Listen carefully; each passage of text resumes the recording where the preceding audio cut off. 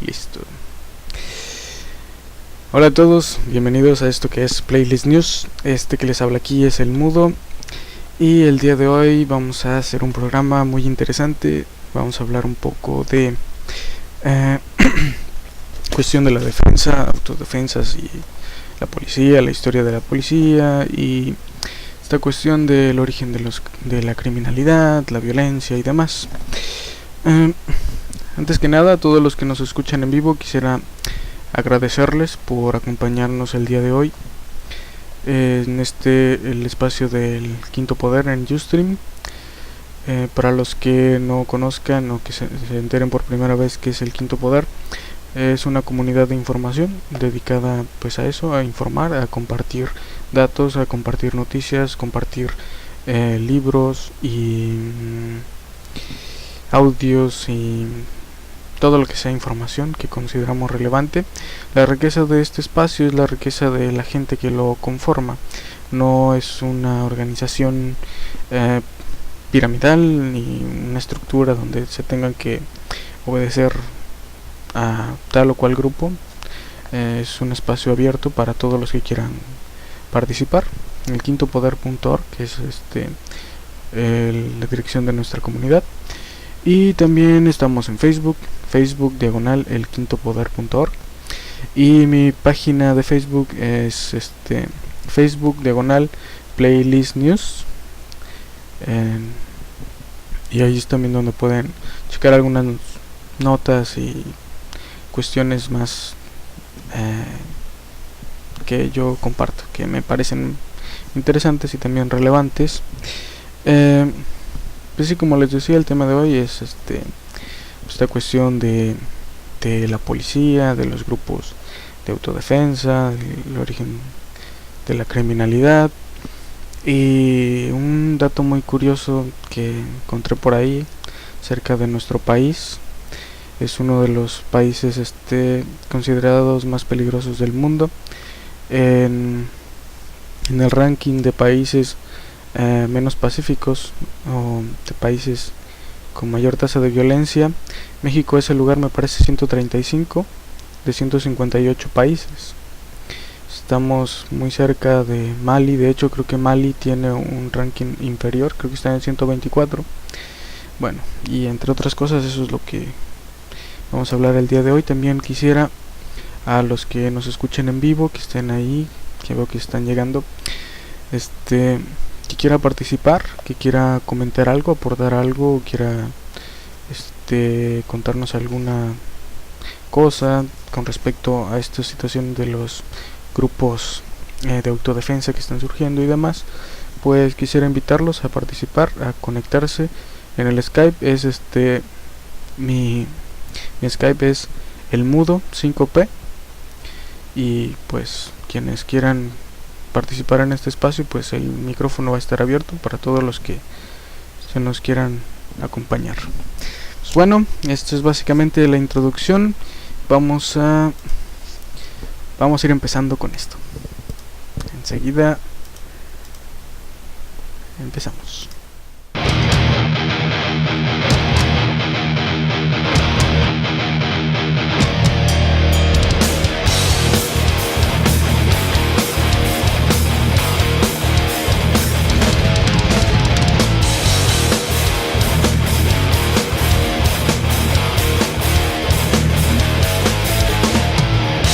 Suave es el tacto de tu piel al respirar.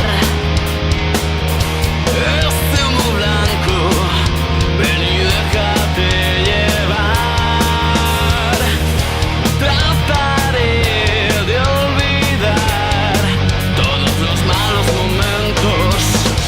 Dormiré sin pensar que sigue en mí tu calor. Un poco más, regálame todo.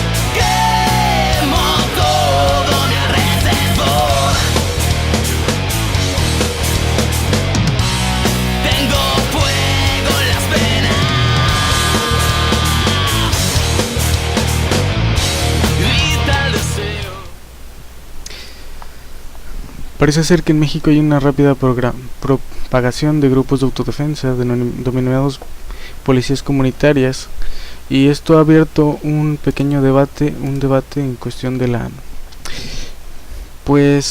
de si estos grupos son legítimos y es que no puedan ser puedan llegar a ser controlados por esta cuestión del narcotráfico y de del crimen organizado. Por lo general, la mayoría de estos grupos son grupos de campesinos armados con pistolas viejas, con rifles de un solo disparo, machetes, que no tienen ninguna preparación ni militar ni policíaca. La mayoría de estos grupos son básicamente así, aunque haya habido algunos otros que se están organizando de manera más poquito más profesional, y uno en particular que apareció hace unas semanas en Tepaltepec, en el estado occidental de Michoacán, en la zona denominada por los cárteles de narcotráfico en Pugna. Pues era un grupo que aparentemente tenía ya un uniforme más o menos reconocido, con pues policías comunitarias y demás. ¿Qué pasó? No puede ser.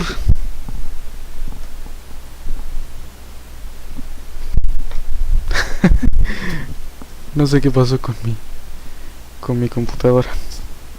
Se me había apagado la pantalla. Bueno, ya estamos de vuelta. Y pues sí, esto es lo que está surgiendo en nuestro país, en varios lugares, principalmente en zonas de Michoacán y Guerrero, donde han sido pues ha sido más común esta cuestión del narcotráfico y la violencia. Y pues es como hay un miedo generalizado y también una preocupación de la gente de que pues estos grupos puedan ser cooptados o utilizados por el crimen organizado y demás, como ocurrió en Colombia y en otros lugares así. Y a este respecto tengo un video que quisiera compartir con ustedes, que encontré por ahí por la red, que es de esta cuestión de los grupos que aparecieron en Colombia, que son paramilitares y demás. Y pues se los voy a poner tantito. Se llama La historia del paramilitarismo en Colombia. No todo lo que dice este video, no estoy de acuerdo con todo lo que dice este video, pero pues sí nos da una idea más o menos básica de qué se trata todo esto, ¿no? Así que vámonos yendo. Enseguida regreso.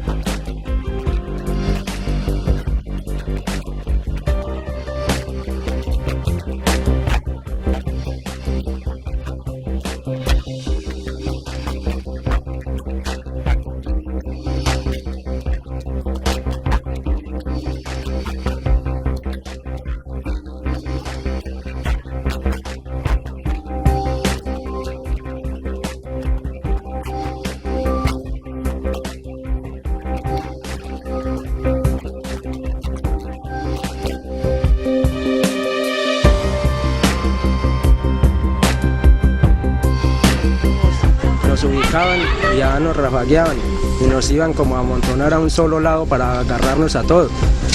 Y pues ahí matar mucha gente porque el paramilitar quiere es eso, a recogernos en un solo sitio.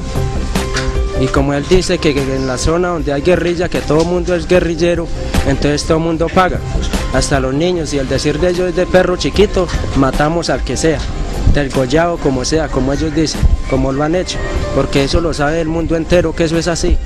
Y está declarado el gobierno jefe paramilitar, porque ahí están los paramilitares revueltos con el ejército.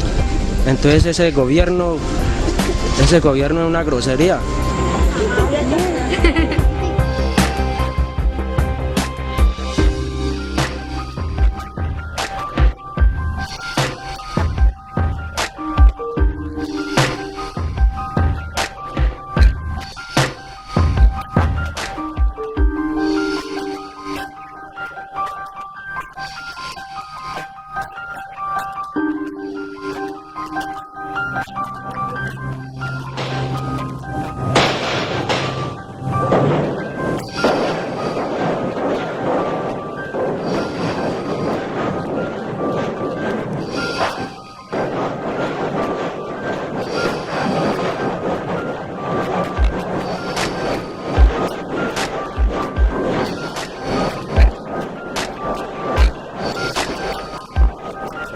Los paramilitares consolidan el control territorial antiguerrillero en zonas donde el ejército no puede consolidarlo.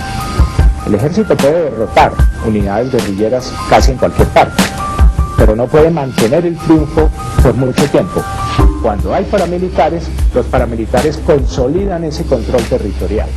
De alguna forma, los paramilitares son una reacción de la élite regional económicas contra las guerrillas, con apoyo del narcotráfico, con apoyo de la gran propiedad agraria, con apoyo de transportadores, de industriales, de comerciantes, de contratistas de obras. Es una amplia coalición de rechazo a las guerrillas y de defensa del orden tradicional, de defensa de la gran propiedad. En casi todas las regiones donde son fuertes los paramilitares, uno recibe noticias de que los paramilitares disfrutan de la colaboración del ejército.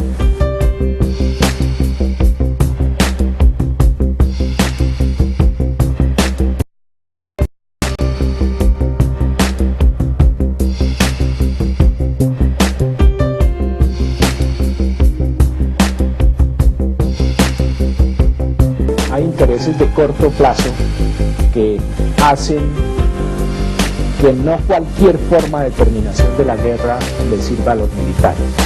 Hay dos situaciones. Una, le tienen mucho miedo a una comisión de la verdad que examine su comportamiento y los acuse de crímenes de guerra. En segundo lugar, le tienen mucho temor a que haya un verdadero juicio de responsabilidades por la delegación de la guerra a grupos paramilitares. Quiero saber cuáles son los nombres de los hombres que mataron y torturaron a este pueblo, desapareciendo, borrando el recuerdo, destaparon sus huellas con leyes ilegales, pintaron todo negro como botas militares. Pero yo me acuerdo, tengo ese leve defecto y sé que la causa lleva al efecto, tortura y muerte, crimen y criminal, pasado y presente no se pueden separar porque... Al oírnos despertar, horas perdidas, todo tiene su final. Trataré de olvidar todos los malos momentos.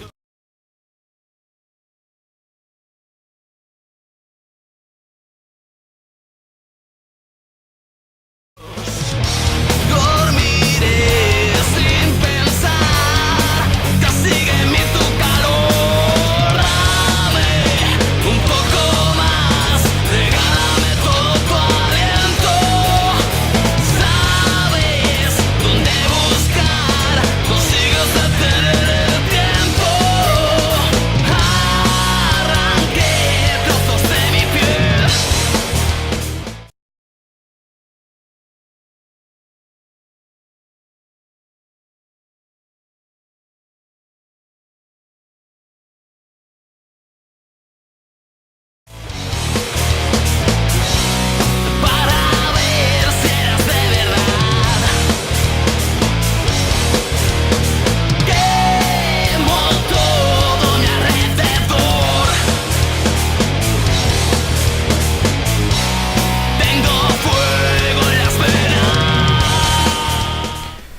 ver si ya se oye. Parece que ya. No, si se ha hecho un lío todo esto, Bueno, gracias a los que nos están escuchando en vivo. Como siempre, cuando uno trata de hacer algo diferente, siempre tienen que ocurrir los detalles técnicos. Pero pues bueno, ya escucharon. Esta es la cuestión de los grupos paramilitares en Colombia, que algunos de ellos, por ahí había escuchado alguna noticia, bueno, había publicado yo una noticia que algunos de ellos sí fueron entrenados directamente por el ejército, por el estado, perdón, y muchos pues sí fueron utilizados también por esta cuestión de las oligarquías y otros intereses extranjeros, cosa que se teme que pueda ocurrir en México. Y yo siento que esta cuestión podría ser posible si es que se sigue manteniendo esta cuestión del anonimato y esta cuestión del estar no estar reconocidos por el Estado, no tener esa apertura, esa transparencia. Cuando pues algún grupo que pretenda, como había dicho en alguna video respuesta por ahí, que pretenda pues la defensa de alguna comunidad, de alguna colonia o de algún barrio, pues corre el riesgo de ser, como se puede decir, usurpada por algún otro grupo, si es que mantienen ese anonimato. Y pues como les he estado diciendo, a los que quieran participar, comentar y pues dar su opinión al respecto, pues el micrófono está abierto para todos los que quieran participar por medio del Skype. Mi Skype es mudo, el mudo 5P. Y pues bueno, vamos a seguir adelante. La cuestión era también hablar un poco de la policía. No sé si alguno por ahí en el chat quiera pues ir comentando algo, o quiera participar directamente.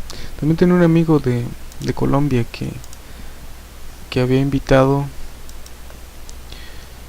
a que me acompañara, pero parece que pues no se ha conectado para que nos contara un poquito de todo esto.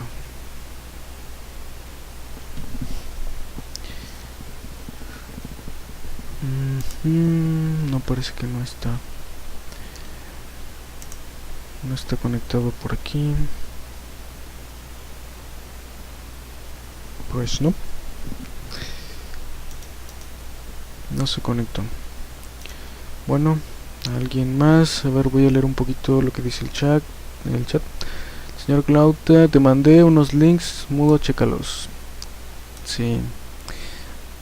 Pues a ver, algunos de las noticias. BBC News, CSGAN debate guns and numbers.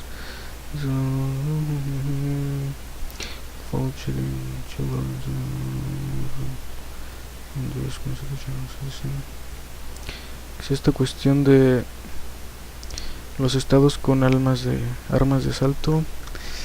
Híjole, no tengo chance de leerlos, tal vez para otra ocasión, porque también quisiera hablar un poquito de esta otra parte, que es la cuestión de la policía, de pues esta institución que pues se supone que está para esto, para defender el orden y digamos la seguridad de los ciudadanos, y que, como hemos estado viendo, pues simplemente no es el caso, no están funcionando las cosas como deberían de ser. Y voy a poner un video también sobre la historia de esta institución, y pues vamos a empezar a hablar también de la policía. Enseguida regreso con ustedes.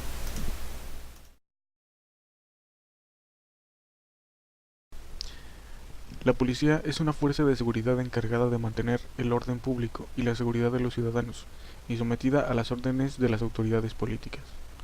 Su administración puede ser centralizada a nivel nacional o descentralizada, con fuerzas de policía local autónomas en gran medida. Se llama también policía a cada agente perteneciente a dicha organización. Los reclutas suelen recibir formación especializada y deben presentarse a un examen de admisión.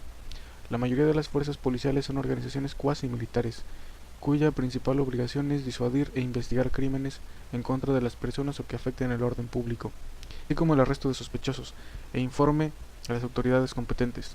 También es responsable de reportar ofensas menores por medio de citaciones que suelen terminar en pago de una fianza, usualmente por violaciones a leyes de tránsito. La policía puede tener un carácter preventivo, como es el caso de las policías de ciudad o las policías de proximidad, que pueden ser investigadoras, como las que auxilian al fiscal o ministerio público en la persecución de delitos, o bien pueden estar dirigidas a garantizar el debido cumplimiento de normalidades, como la policía fiscal.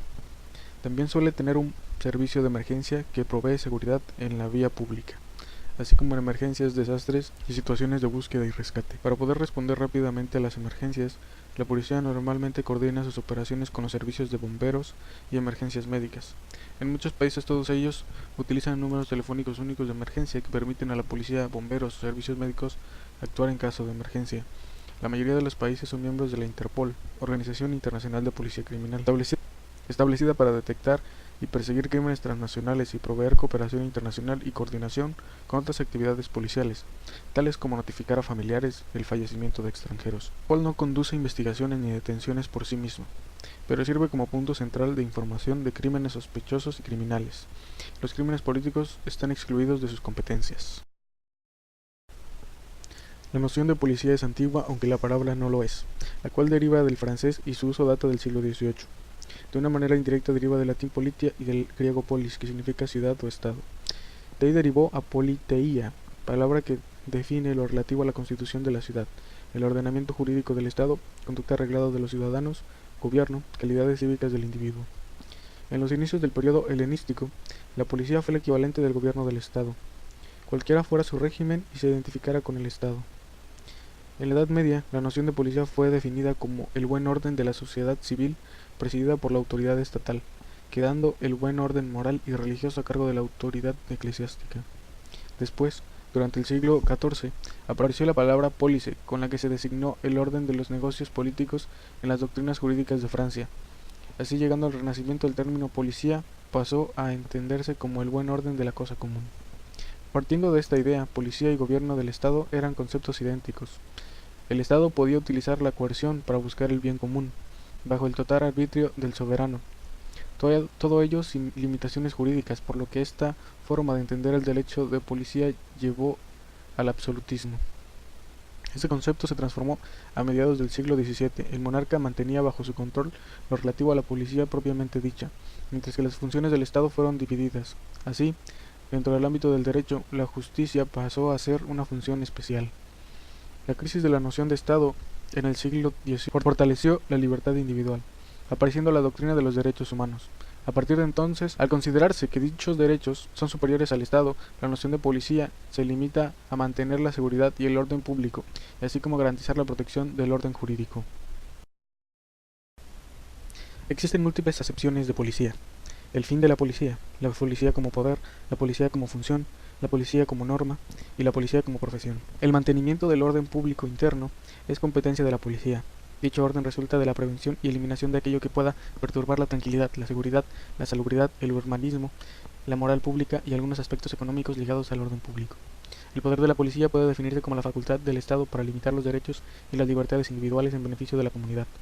La función de la policía es la actividad que ejercen los funcionarios llamados normalmente de policía, con el fin de garantizar el desarrollo de las actividades dentro del orden, preservando la armonía social. Es la potestad del Estado para el ordenamiento de las actividades individuales, con el fin de garantizar los elementos sociales necesarios al desarrollo y el bienestar de la actividad humana. La función de la policía es regulada por la ley. Las normas de policía son dictadas para hacer efectivos los derechos y libertades, y nunca para vulnerarlos o negarlos. El ejercicio de la actividad policial constituye una profesión, ya que se trata de un oficio permanente para la que los miembros deben prepararse adecuadamente. La mayoría de las fuerzas policiales están divididas en subgrupos que tienen el particular trabajo de investigar diferentes tipos de crímenes. En muchos países occidentales quizás la mayor diferencia se da entre el agente uniformado y los detectives o agentes investigadores. Los uniformados portan uniforme y sus trabajos se ven envueltos en operaciones de patrullaje, control de tránsito y otras actividades para prevenir y en respuesta al crimen. Los detectives o agentes investigadores, por el contrario, usan trajes o ropa casual que les da la apariencia más profesional en la investigación de crímenes.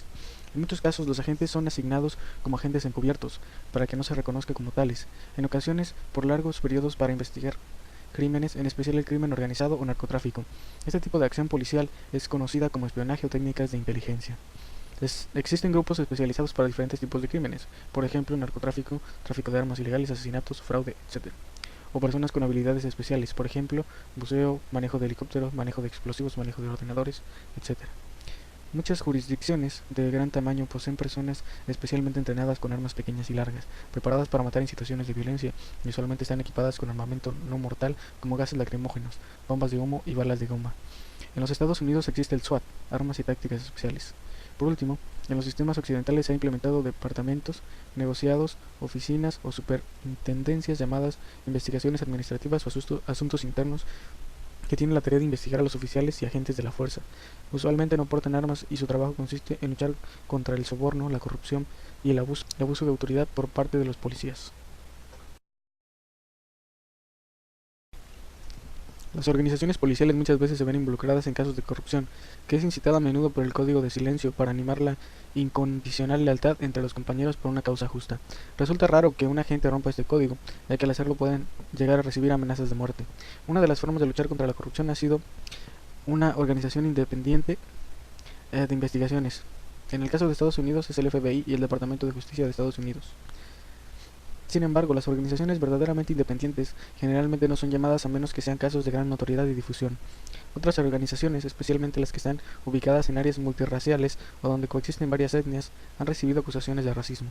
Los policías entonces se ven en la necesidad de pensar si usar o no la fuerza, particularmente el disparar a matar.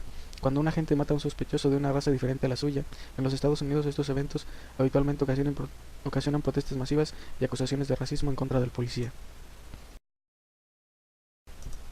La corrupción policial es un tipo de mala praxis, frecuentemente constitutiva de delito. Consiste en el uso indebido de las atribuciones, recursos o información con el objeto de obtener provecho económico o de otro tipo, así como avances en la carrera profesional e incluso fines políticos.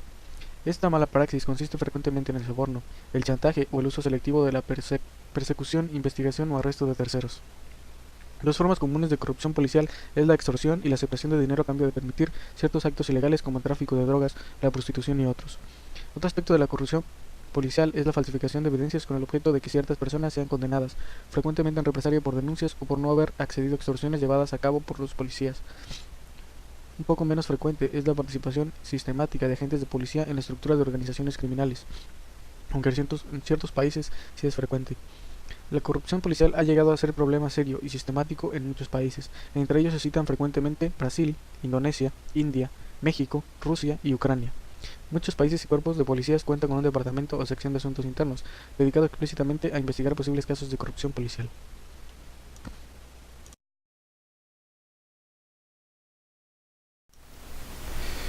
Ok, eso fue el video con respecto a un poco la historia de la policía, un poco la cuestión esta de que pues la posibilidad y la facilidad con la que puede llegar a ser corrompida una institución o algunos miembros de esta institución, y pues también esta cuestión de que pues no en todos los casos o no siempre llegan a tiempo, mayoritariamente la policía llega después de que un crimen le ha ocurrido, o sea, pues no pueden realmente prevenirlos todos. Y pues este espacio está abierto para quienes quieran participar, y pues el señor Cleonauta, que andaba por aquí, ha decidido acompañarnos y darnos su opinión al respecto de estos grupos que se están formando, y también un poquito de la cuestión de la policía, si es eficaz, no es eficaz, hay cosas que se tengan que cambiar o no. Y pues vamos platicando con él. Voy a abrir el micrófono, y señor Cleo, ya está al aire. Cuéntenos. Buenas tardes. Hace mucho que no entraba a esta hora en particular. Saludo al Mudo, que me invitó, y a los que están en el chat, ¿no? Baby Amica, Cesarin, ¿sí? Está por aquí, Oli, Murder, y no alcanzo a ver más, pero ya. Mike, no sé, desde ayer. Un comentario hace 16 horas, o de hace algo así, es de él. Sobre los paramilitares, bueno, los paramilitares en algunos sitios, como vamos a decir Colombia, por ejemplo, surgieron como grupos de autodefensa, ¿no? Por toda la violencia esta que existía entre los grupos de narcotraficantes, los carteles como el de Medellín, el de Cali, que hacían y deshacían, la guerrilla y el mismo ejército, que también cometía gran cantidad de abusos. Pero obviamente los paramilitares son grupos que están, si no organizados por el Estado, al menos apoyados, o que digamos que voltean la mirada del Estado hacia otro lado mientras los paramilitares hacen su trabajo, ¿no? Tristemente los grupos paramilitares son grupos que suelen ser grandes violadores de derechos humanos porque no obedecen a ninguna ética en particular. Suelen ser algunos de ellos ex militares o ex policías o ciudadanos también que están cansados de que no exista ley, orden, y empiezan a combatir, a lo mejor al principio con alguna justificación muy clara, porque no existe un estado de derecho ni de justicia en esos países, pero usualmente terminan comportándose como grupos fascistas y terminan siendo un problema mayor. Si vemos por ahí las gráficas que pasé, los países que tienen más violencia son países precisamente donde existen grupos paramilitares.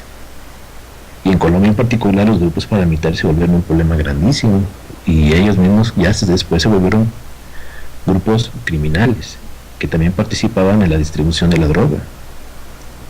Ahí tenemos también, por ejemplo, en Centroamérica, en Guatemala, en Honduras, en El Salvador, que estos grupos paramilitares son culpables de la desaparición y asesinato de decenas de miles de civiles. En Estados Unidos existe una gran tradición de estos grupos, o de que le llaman ellos vigilantes, esta tradición de que tienen ellos de tomar la ley en sus propias manos, ¿no? Así como en el viejo oeste. Y está prohibido en Estados Unidos esas actividades, más sin embargo ellos lo siguen haciendo, ¿no? Lo siguen promoviendo. Están controladitos todavía, pero es como una especie de fantasía que tienen en Estados Unidos, ¿no? ¿Cuántas películas no vemos ahí donde el héroe es un vigilante? Desde las de Harry el Sucio, estas de Dead Wish con Charles Bronson, ¿no? O por ahí Jodie Foster hizo una hace poquito. Hay muchas películas, ¿no? De ese tipo. Mel Gibson ha hecho algunas también, donde pues, el paramilitar o el vigilante es un héroe de la sociedad, es como un Robin Hood, pero la realidad es otra. De hecho, la realidad es otra. La realidad es que son criminales. Y sí se puede entender la desesperación de la sociedad cuando no existe justicia, que quieran tomar la justicia por sus propias manos. Pero eso siempre termina en un mal mayor, en injusticias, porque no se les hace juicio usualmente a las víctimas de estos grupos. Son linchados. Aquí ha habido varios casos de gente que han sido linchados, y vamos a decir, hayan sido probablemente asesinos, no, algunos pues aunque hayan sido asesinos, deben de ser juzgados por la ley. Y aquí en Chimalhuacán hace poquito creo que quemaron vivos a unos. Yo recuerdo haber visto el video de una persona que la amarraron a un árbol y la quemaron viva. Terrible. Ya estaba toda molida de golpes, ya apenas se le reconocía el rostro, pero todavía estaba vivo. Es decir, estos grupos paramilitares y los vigilantes no son otra cosa más que el síntoma de una sociedad enferma, de una sociedad incapaz de protegerse a sí misma, y seguramente de una sociedad extremadamente corrupta, donde la policía no sirve para gran cosa, que está al servicio de grupos criminales probablemente, que nada más protege a 2 o 3 personas, a los grupos de poder, y la sociedad de abajo, los pobres, las clases medias, están indefensas. Aunque también hay que ser distintos, ¿no? No es lo mismo los grupos paramilitares de Colombia, que son realmente criminales, a las organizaciones terroristas prácticamente, a por ejemplo los campesinos de Cherán, ¿no? Que ellos lo único que quieren es mantener fuera de sus tierras a narcotraficantes. No es lo mismo, hasta donde yo tengo entendido, la gente de Cherán no ha agredido a nadie fuera de su territorio, no han hecho incursiones para cortar cabezas, ¿no? O matar a narcotraficantes o policías o algo así. También hay tintes, hay medidas, pero sí, evidentemente son una señal evidente que no se puede negar de que el Estado no funciona, de que el Estado no sirve, de que el Estado no está haciendo su función, de que vivimos en un Estado sin ley, sin derecho, como en el viejo oeste, repito. A ver, pregunto, ¿habrá grupos paramilitares en Holanda, en Singapur, en Corea del Sur? Bueno, ni en Corea del Norte, pero ahí están controlados de otra manera, pero están controlados, no hay tampoco. En Japón, habrá grupos paramilitares en Suecia, en Noruega. Pues por supuesto que no. Donde no hay justicia. En Canadá, en Australia, Nueva Zelanda, no hay grupos paramilitares ahí. No hay vigilantes. Algún loco por ahí que tenga alguna ideología ultraderechista, ¿no? Puede que los haya. Pero así como organizaciones, no las hay. Y vean los países que tienen mayores números de violencia, el mayor número de asesinatos por arma de fuego, por muerte violenta, y todos esos son grupos donde los paramilitares existen, los vigilantes existen, o al menos son tolerados, o son admirados incluso. ¿Qué opinas, Mudo? Sí, pues yo creo que una cuestión importante en esto es hasta qué punto o qué límite se podría poner en este aspecto, porque pues sí, o sea, tenemos a una institución como la policía, y pues ahora también tenemos, pues bueno, los diversos grupos de policía, y pues el ejército en nuestro país.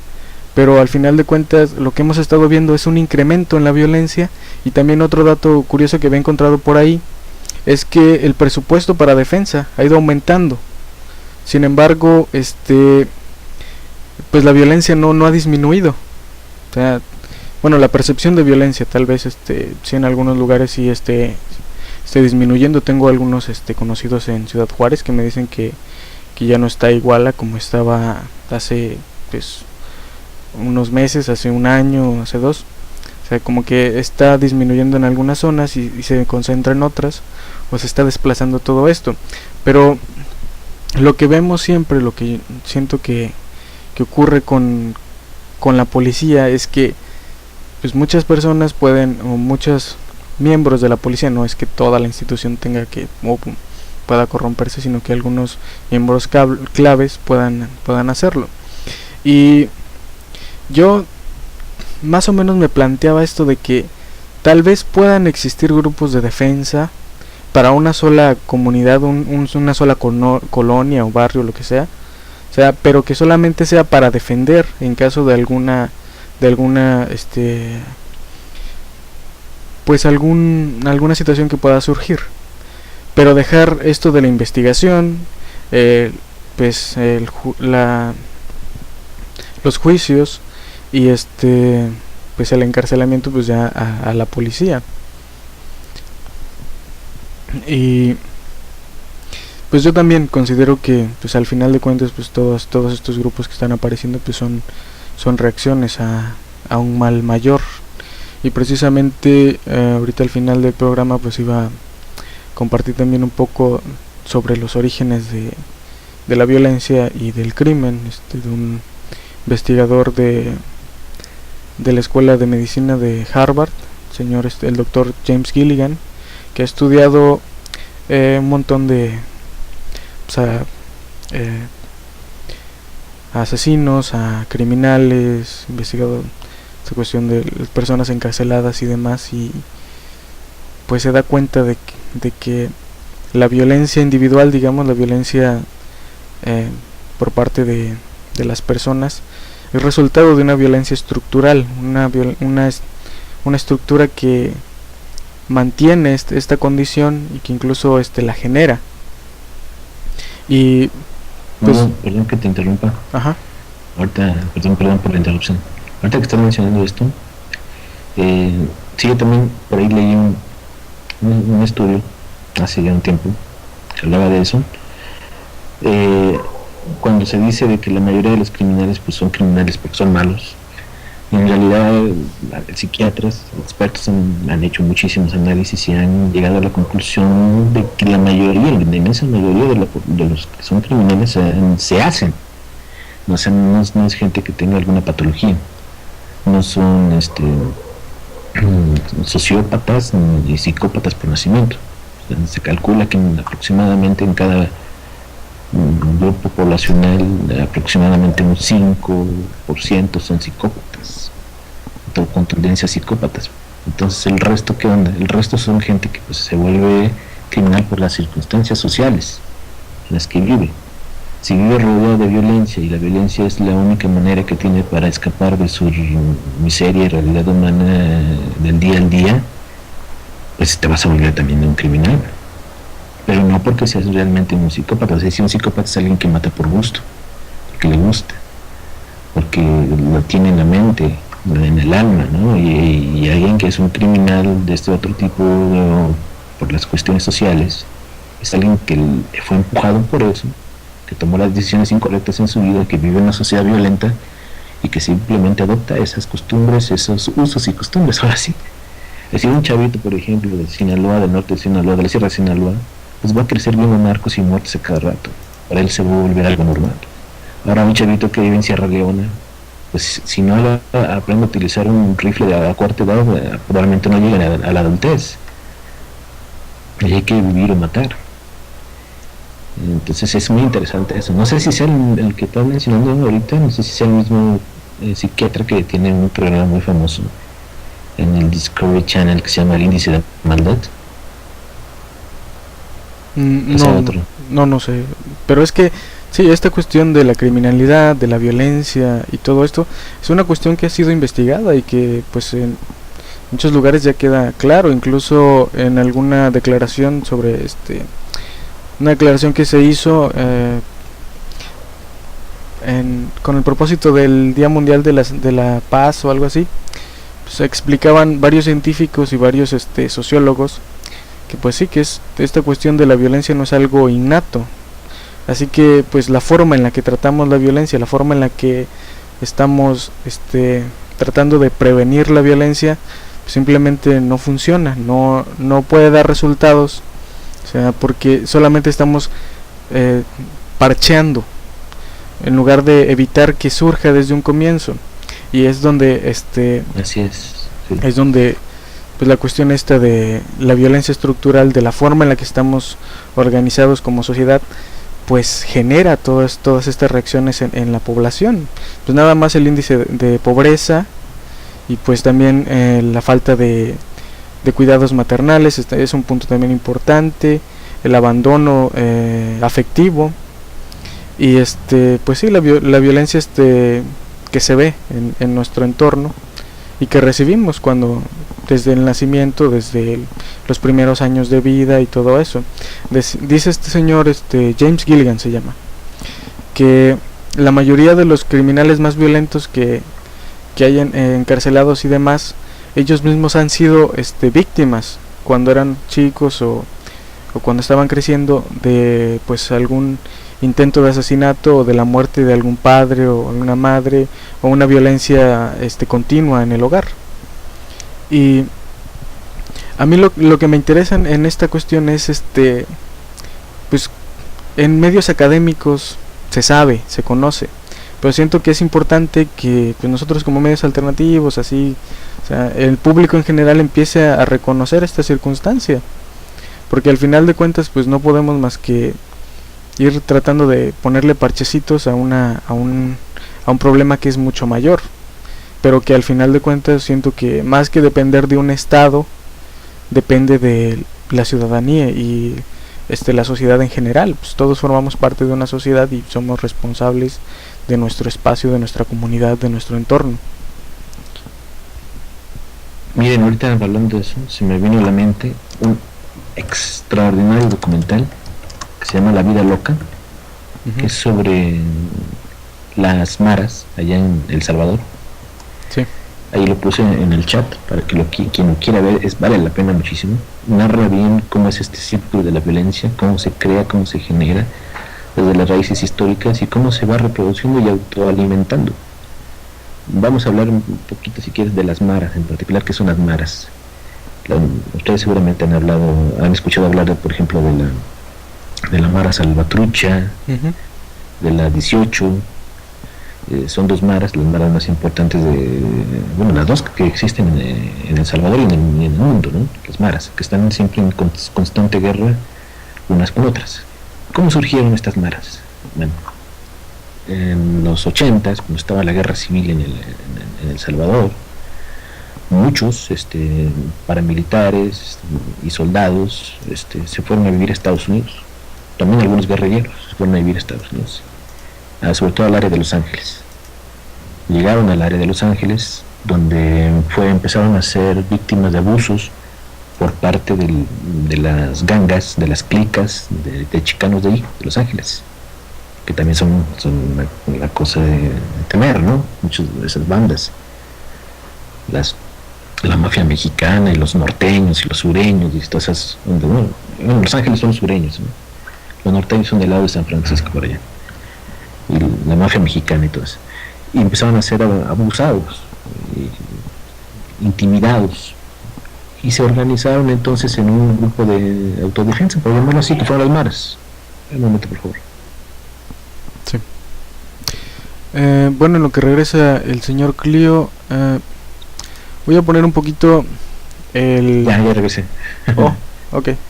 Nada más para terminar esto. Entonces se Sí, empezaron a organizar en esos grupos de autodefensa, pero como ellos eran militares, la mayoría de ellos, o habían estado en la milicia, organizaron sus grupos como una estructura militar muy efectiva. La bronca fue que después fueron todos expulsados de vuelta a El Salvador. Fueron expulsados de vuelta, todos los regresaron a El Salvador. Y llegaron a un país todavía convulsionado, muy pobre. ¿Y qué empezaron a hacer? Pues empezaron a organizar a los chavitos de los barrios pobres y a traerlos a sus organizaciones como soldados, como sicarios. Y empezaron a matarse entre sí, a controlar el tráfico de drogas y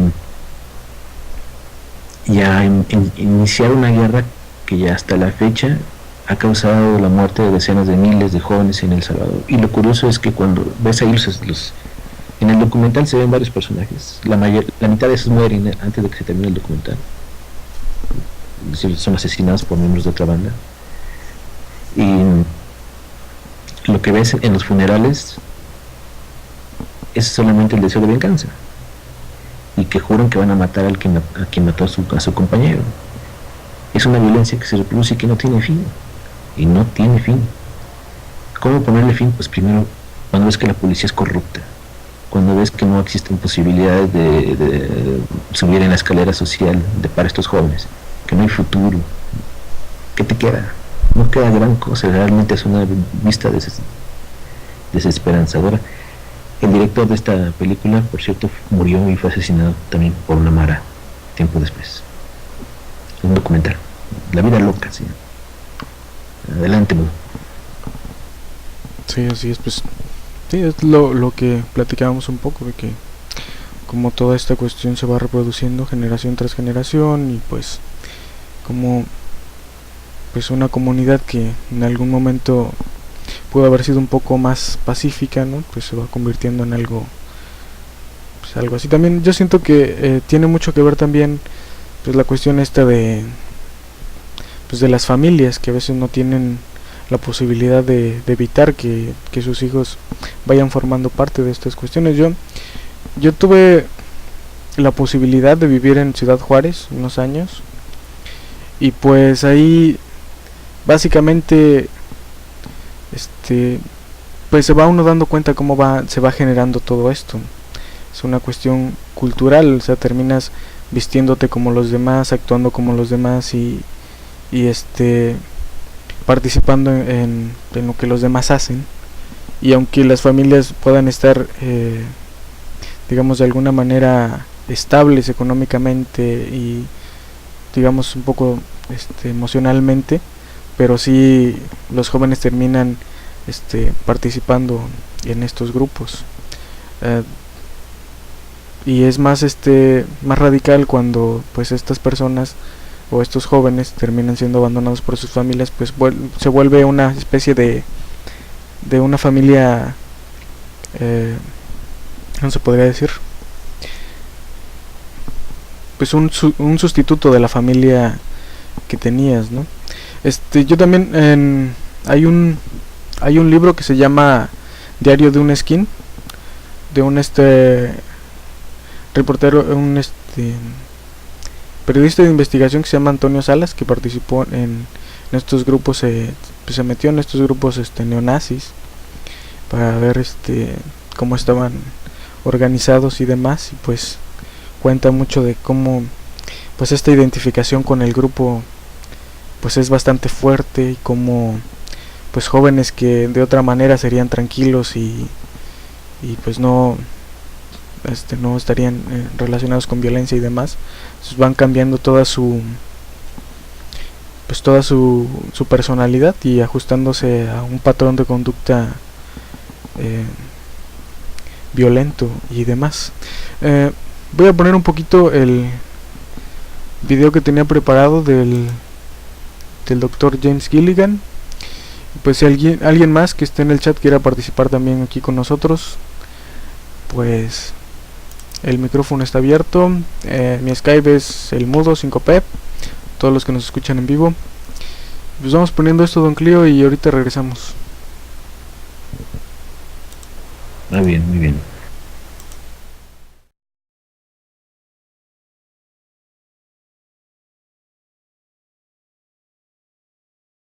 In New Zealand, there's a study that was done in a town called Dunedin, in which a few thousand individuals were studied from birth up to into their 20s. What they found was that they could identify a genetic mutation, an abnormal gene, which did have some relation to the predisposition to commit violence, but only if the individual had also been subjected to severe child abuse. In other words, a child with this abnormal gene would be no more likely to be violent than anybody else, and in fact they actually had a lower rate of violence than people with normal genes, as long as they weren't abused as children. One reason that the sort of biological explanation for violence, one reason that hypothesis is potentially dangerous, it's not just misleading, it can really do harm, is because if you believe that, you could very easily say, well, there's nothing we can do to change the predisposition people have to becoming violent. All we can do if somebody becomes violent is punish them, lock them up or execute them. But we don't need to worry about changing the social environment or the social preconditions that may lead people to become violent, because that's irrelevant. I have spent roughly the last 40 years of my life working with the most violent people our society produces, murderers, rapists, and so on, in an attempt to understand what causes this violence. I discovered that the most violent of the criminals in our prisons had themselves been victims of a degree of child abuse that was beyond the scale of what I ever thought of applying the term child abuse to. I had no idea of the depth of the depravity with which children in our society are all too often treated. The most violent people I saw were themselves the survivors of their own attempted murder, often at the hands of their parents or other people in their social environment, or were the survivors of family members who'd been killed, their closest family members, by other people. Violence is not universal. It's not symmetrically distributed throughout the human race. there is a huge variation in the amount of violence in different societies. There are some societies that have virtually no violence. There are others that destroy themselves. Some of the Anabaptist religious groups that are complete strict pacifists, like the Amish, the Mennonites, the Hutterites. Among some of these groups, the Hutterites, there are no recorded cases of homicide. During our major wars, like World War II, where people were being drafted, they would refuse to serve in the military. They would go to prison rather than serve in the military. In the kibbutzim in Israel, the level of violence is so low that the criminal courts there will often send violent offenders, people who have committed crimes, to live on the kibbutzim in order to learn how to live a nonviolent life, because that's the way people live there. One principle I can emphasize that is the most important principle underlying the prevention of violence, it would be equality. The single most significant factor that affects the rate of violence is the degree of equality versus the degree of inequality in that society.